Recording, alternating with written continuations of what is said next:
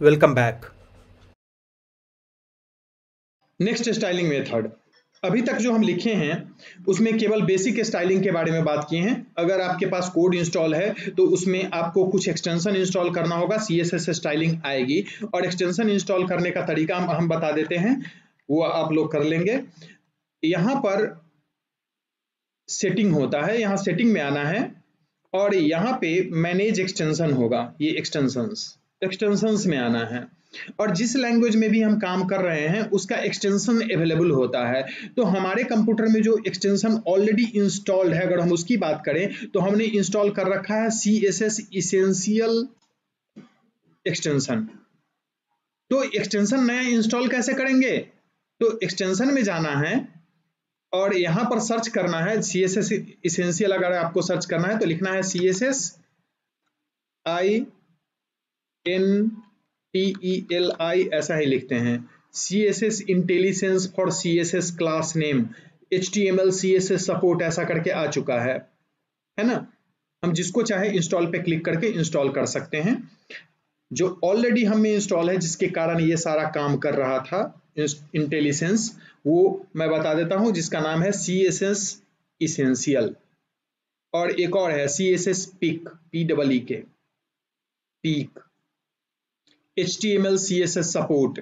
तो ये सारे एक्सटेंशन आपको इंस्टॉल कर लेने हैं जो कि आपको टाइपिंग करने में मदद करेगा। इसको हम बंद कर लेते हैं एक्सटेंशंस को, वापस कोड में आते हैं और हम एक स्टाइलिंग करके आपको बता रहे हैं सिंपल एक लिंक को, जो कि फर्स्ट करके है हमारा। इसको हम ले लेते हैं। यहां पर टेबल के ऊपर हम यहां पर एक लिंक पेस्ट कर दिए हैं। यहां पर हम लिखते हैं सिंपल लिंक। इसको स्टाइल करना है, सारे ए को नहीं करना चाहते हैं इसलिए हम यहां करते हैं क्लास दे देते हैं और इसका नाम रखते हैं माई लिंक। और ऐसा करते हैं कि ऊपर में एक डॉट देते हैं, माई क्लास बनाते हैं, करली ब्रेस से स्टार्ट करके बंद करना है और जो भी स्टाइलिंग करनी है उसके बीच करनी है। इसको हम क्या करते हैं, अभी हमारा लिंक जो है दिख कैसा रहा है, अगर हम रिव्यू देखें तो रिफ्रेश करते हैं, ये रहा सिंपल लिंक, बहुत घटिया दिख रहा है ना। इसको स्टाइल करके हम दिखाते हैं एक छोटा सा एग्जांपल। यहां पर आते हैं और सबसे पहले कहते हैं तुम पैडिंग ले लो, और पैडिंग जो है वो ले लो तुम 2 पिक्सल, सॉरी 5 पिक्सल कर देते हैं, ज्यादा बेहतर है। इसको कहते हैं तुम बॉर्डर भी ले लो, बॉर्डर 1 पिक्सल का सॉलिड लो और बॉर्डर कलर जो है वो हम रेड दे देते हैं ताकि दिखे, सिंपल। और इसको हम कहते हैं डिस्प्ले जो रहेगा, डिस्प्ले स्टाइल ब्लॉक, यानी ब्लॉक में डिस्प्ले करोगे। ब्लॉक का मतलब एक स्क्वायर बॉक्स या रेक्टेंगुलर बॉक्स। इसका हमने हाइट विड्थ कहीं पे असाइन नहीं किया है तो हाइट विड्थ ऑटोमेटिक वो कंटेंट के अनुसार ले लेगा। अब यहाँ पर एक हम बैकग्राउंड कलर देते हैं और बैकग्राउंड कलर में हम लेते हैं रॉयल ब्लू। और कलर, अगर बैकग्राउंड कलर रॉयल ब्लू है यानी डार्क कलर हो जाता है तो कलर निश्चित रूप से हमें व्हाइट रखना चाहिए ताकि उस पे ये दिखे। और फॉन्ट वेट, फॉन्ट जैसे ही लिखते हैं ढेर सारा आ जाता है, फॉन्ट वेट जो है ये हम कर लेते हैं, ये वेट अलग बढ़ा सकते हैं, 100% वेट होता है, 200%, 300% करके हैं, 900 तक है, हम इसको सीधा बोल्ड कर लेते हैं। फॉन्ट वेट बोल्ड हो गया और टेक्स्ट अलाइनमेंट करते हैं सेंटर, इतना हमने लिखा है। और एक साथ ही सबका अगर हम इफेक्ट देखें रिफ्रेश करके तो ये हमारा बन चुका है, सिंपल लिंक करके बन चुका है और चौड़ाई भी है। इसका हम अंडरलाइन हटाना चाहते हैं और बहुत चौड़ा हो चुका है, इसको एक विड्थ देना चाहते हैं, सिंपल है।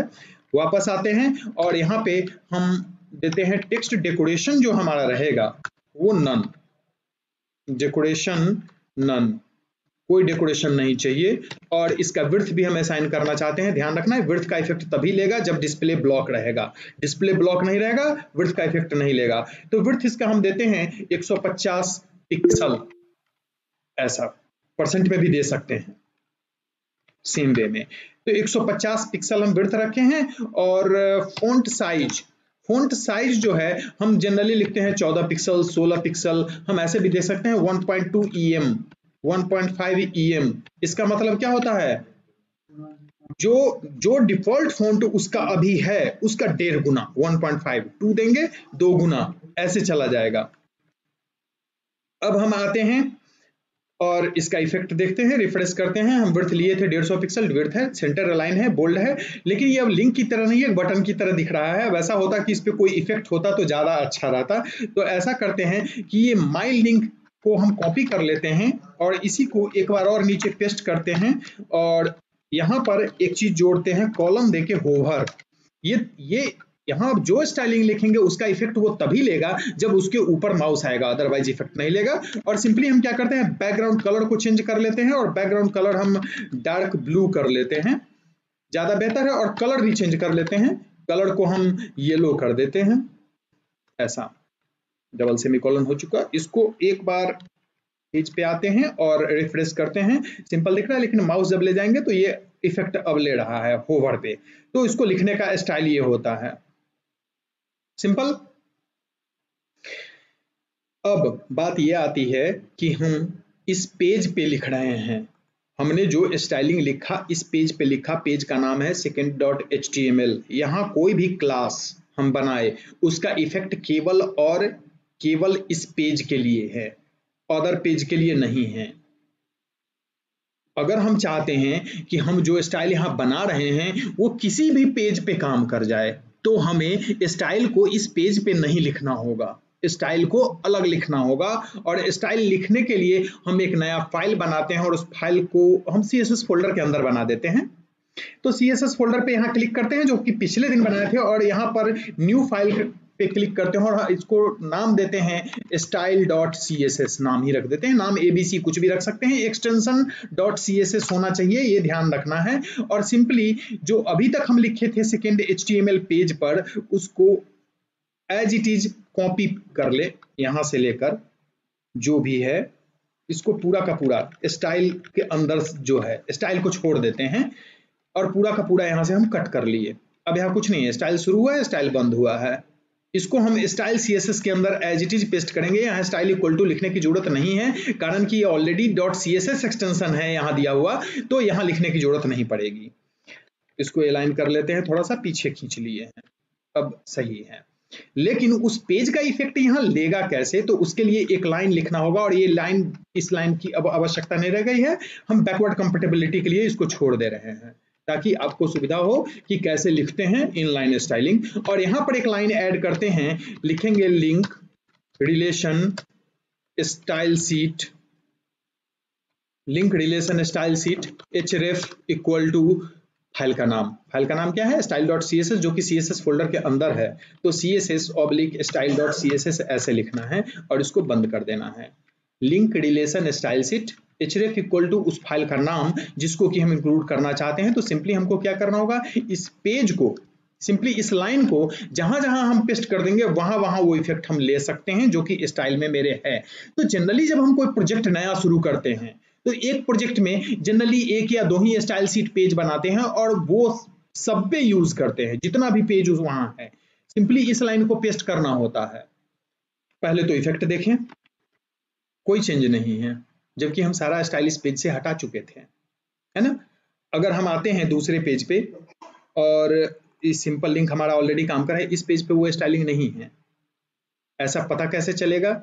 तो सिंपली ये है हमारा फर्स्ट पेज HTML। ऐसा करते हैं कि हम अपने कोड में आते हैं और हम ये जो लिंक वाला लाइन है केवल ये ले चलते हैं, क्योंकि ऑलरेडी इसमें माई लिंक और क्लास का नाम माई लिंक दिया हुआ है। तो ये रहा माई फर्स्ट पेज, और यहाँ पे टेबल के ऊपर इसको हम पेस्ट कर लेते हैं। हमने अभी तक लिंक रिलेशन वाला लाइन नहीं लाया है। रिफ्रेश करते हैं, यहाँ पर लिंक में कोई स्टाइल नहीं आया, कारण कि अभी तक वो फाइल जो है केवल और केवल यहाँ यूज हो रहा है। यहाँ ये फाइल इस पेज के लिए भी काम करे, इसके लिए इसमें भी टाइटल के नीचे यहाँ पे पेस्ट कर देते हैं। हेड के अंदर रखना है, बेस्ट प्रैक्टिस, वैसे कहीं भी रखेंगे वो काम करेगा। अब अगर रिफ्रेश करें तो वो स्टाइल इस पेज पे भी काम कर रहा है और पिछले पेज पे भी काम कर रहा है, यानी दोनों पे काम कर रहा है। तो इस तरीके से क्या हुआ कि एक ही फाइल बनाए जिसमें कि हम सारा स्टाइलिंग लिखें और उसको सारे पेज पे सिंपली इंक्लूड कर लें। ये एक्सटर्नल स्टाइल शीट हो गया, यानी कि अलग से हम स्टाइल शीट बनाए हैं और उसको हम पेज पे इंक्लूड कर लिए हैं। तो स्टाइल शीट में बेहतर है इंटेलिसेंस आप लोग डाउनलोड कर लीजिएगा। एक्सटेंशन कैसे इंस्टॉल करते हैं हमने बता दिया है, और इंटेलिसेंस की मदद से देख सकते हैं। एक चीज और इसमें थोड़ा सा चेंज कर लेते हैं कि हमारा ये माई लिंक था, यहाँ पर हम बॉर्डर भी देना चाहते हैं, तो हम लिखते हैं कुछ चीज हम समझा देते हैं जो कि दिक्कत होगी। बॉर्डर रेडियस हम कर देते हैं 10 पिक्सल। बॉर्डर रेडियस 10 पिक्सल होने का मतलब हमारा इसमें भी कॉर्नर है, बटन में चारों तरफ से कॉर्नर है। F5 दबाते हैं, अब ये राउंडेड कॉर्नर हो गया। बॉर्डर का रेडियस हमने चूंकि यहाँ पे दिया है। अब जो समझने वाली बात है उसको समझना है। यहाँ पर हम पैडिंग का यूज किए हैं। पैडिंग अगर हम ऐसे लिखते हैं 5 पिक्सल का मतलब होता है चारों तरफ पैडिंग दे लो, लेकिन हम लिखते हैं 5 pixel 0 pixel 0 pixel and 0 pixel, ये चारों तरफ को 0, ये पहला को 5 पिक्सल, पहला जो है टी होता है, TRLB होता है, टॉप राइट लेफ्ट बॉटम। तो पहला जो है 5 पिक्सल कहने का मतलब केवल टॉप मार्जिन 5 पिक्सल होगा, लेफ्ट राइट बॉटम में कोई मार्जिन हम नहीं चाहते। अब अगर हम देखें तो यहाँ देखें कि केवल टॉप में मार्जिन है, राइट और लेफ्ट में जो थोड़ा सा दिख रहा है वो केवल और केवल उसका डिफॉल्ट प्रॉपर्टी के कारण हमें दिख रहा है। इसको बड़ा कर लेते हैं और वापस हम अपने HTML में आते हैं और इसका विड्थ जो है 200 पिक्सल से 250 पिक्सल हम कर लेते हैं। और अब हम इफेक्ट देख लेते हैं। चूंकि टेक्स्ट लाइन सेंटर है इसलिए लेफ्ट राइट का इफेक्ट पता नहीं चल रहा है, लेकिन यहाँ पैडिंग केवल टॉप में है। अभी भी अगर नहीं समझ में आ रहा तो ऐसा करते हैं कि टॉप मार्जिन को हम 25 पिक्सल कर देते हैं। अब तो नजर आएगा, रिफ्रेश करते हैं, केवल टॉप में मार्जिन है। लेकिन हम चारों तरफ डिफरेंट रखना चाहते हैं तो यहाँ पे px भी ऐड करना पड़ेगा। सपोज टॉप में हम ये रखना चाहते हैं, बॉटम में कुछ और रखना चाहते हैं, तो उतना पिक्सल ऐसा करके दे सकते हैं। एक और हमारे पास तरीका है। पहला तरीका ये जिसको कि हम कमेंट बना दिए। दूसरा तरीका है कि हम सीधे लिखें ऐसे, पैडिंग टॉप 5px, फिर लिखें पैडिंग बॉटम 5px, ऐसे भी लिख सकते हैं। यानी कि सीधे पैडिंग लिखने का मतलब होता है चारों तरफ का पैडिंग, अगर हमने कोई और नंबर नहीं दिया है। पैडिंग में लेफ्ट टॉप बॉटम राइट अलग अलग असाइन कर सकते हैं। सेम चीज मार्जिन के साथ भी और सेम चीज बॉर्डर रेडियस में भी है, ध्यान रखना है। तो चारों एक साथ दे सकते हैं, चारों को अलग अलग दे सकते हैं, और कोई एक केवल टॉप मार्जिन चाहिए होगा तो सीधे पैडिंग और एक दे देंगे। क्योंकि पहला पैरामीटर टॉप के लिए ही यूज होता है तो वहां पे काम करेगा। होवर प्रॉपर्टी के बारे में हम बता चुके हैं।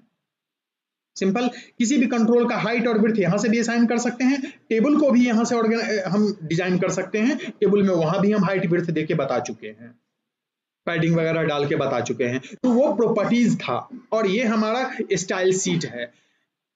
स्टाइल शीट में बहुत सारी चीजें हैं। ये काम करते करते धीरे धीरे हम लोग सीखेंगे। बहुत कुछ इंटेलिजेंस से पता चलेगा, प्रैक्टिस करने से पता चलेगा, और कुछ प्रोजेक्ट डेवलपमेंट के दौरान जो चीजें, जिन चीजों की आवश्यकता होगी उन चीजों को हम बीच बीच में बताते चलेंगे। तो स्टाइल शीट के बारे में फिलहाल अभी इतना ही। लिखने का तरीका बताए हैं और कैसे उसको, जो बेसिक मेथड होता है, फॉन्ट साइज, कलर, पैडिंग, ये सब चीजें होती हैं, वो चीजें हमने बताई है। बाकी आप इसको खुद प्रैक्टिस करेंगे। और अब नेक्स्ट डे हम लोग जावा स्क्रिप्ट के बारे में बेसिक जानेंगे और उसके बाद हम लोग चलेंगे CMS में। आज के लिए इतना ही।